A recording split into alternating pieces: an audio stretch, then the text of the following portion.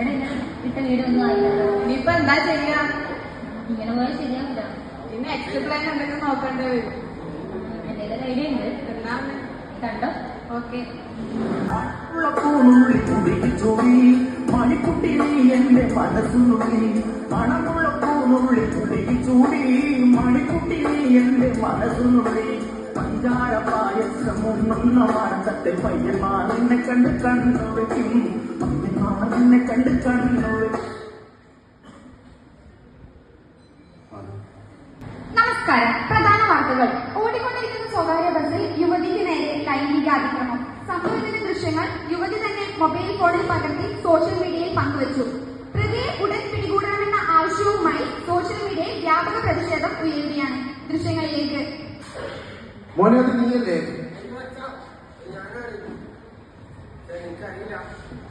സംഭവിച്ചു ഓക്കെയാണോ? ഒന്നും അറിയില്ല കുറിച്ച്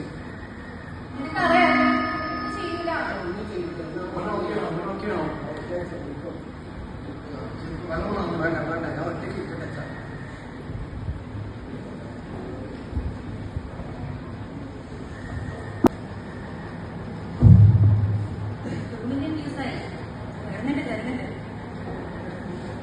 നമ്പറിൽ വിളിച്ചോക്കാം. ഹലോ, ഇതെന്റെ വീട് അപ്ലോഡ് ചെയ്ത് വേണമെന്നില്ലേ? 2 ബസ്സില് ഞാനാ വേണമാവില്ല പ്രതി. ഞാനൊന്നും ചെയ്തിട്ടേ വേണോ? എന്താ ഇപ്പം ചെയ്യോ വേണോ? ഞാനൊന്നും ചെയ്തിട്ടാ വേണോ? എനിക്കറിയില്ല എന്താ ചെയ്യേണ്ടത്. എനിക്ക് കുടുംബവും കുട്ടികളും എല്ലാവരും ഉണ്ട് വേണോ? ഞാനിപ്പോ എന്താ ചെയ്യാൻ വേണം? എനിക്കറിയില്ല വേണോ? എൻ്റെ അടുത്ത് പൈസ ഇല്ല അത്രയും. ഞാൻ അയക്കാൻ വേണം ഡിലീറ്റ് ആക്കൂലേ വീഡിയോ? ഇപ്പൊ അയക്കാം.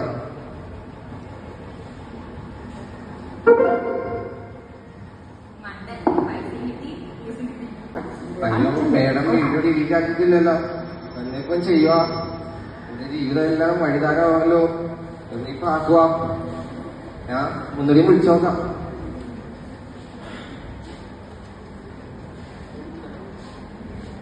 The number you have dialed is either unattended or out of coverage area.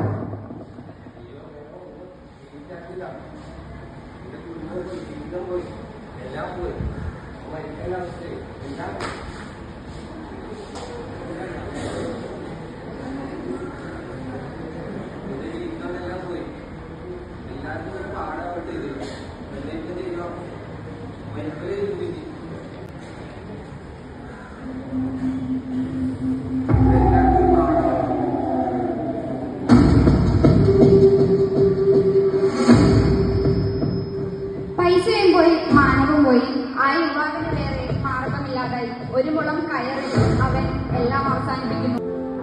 സഹൃദയരെ, ഒരു നിമിഷത്തെ റീച്ചിനും ലൈക്കിനും വേണ്ടി നമ്മൾ സോഷ്യൽ മീഡിയയിൽ പങ്കുവയ്ക്കുന്ന പല ചിത്രങ്ങളും പലപ്പോഴും മറ്റൊരു വ്യക്തിയുടെ ജീവിതം തന്നെയല്ലേ ഇല്ലാതാക്കുന്നത്. ചില വ്യക്തികൾ ഇങ്ങനെ അഭിനയിച്ചുകൊണ്ടിരിക്കുമ്പോൾ അത് പലപ്പോഴും വലിയ ഒരു വിപത്തിലേക്കാണ് നമ്മെ ചൂണ്ടിക്കാണിക്കുന്നത്. നാളെ യഥാർത്ഥത്തിൽ ഇങ്ങനെയൊരു പ്രശ്നമുണ്ടാകുമ്പോൾ അതിനെതിരെ പ്രതികരിക്കുവാൻ നമ്മുടെ പെൺകുട്ടികൾ ഭയക്കും. കാരണം അവർ പറയുന്ന സത്യങ്ങൾ ഈ സമൂഹം വിശ്വസിക്കില്ല എന്ന ഭയം അവരെ നിശബ്ദരാക്കുക തന്നെ ചെയ്യും.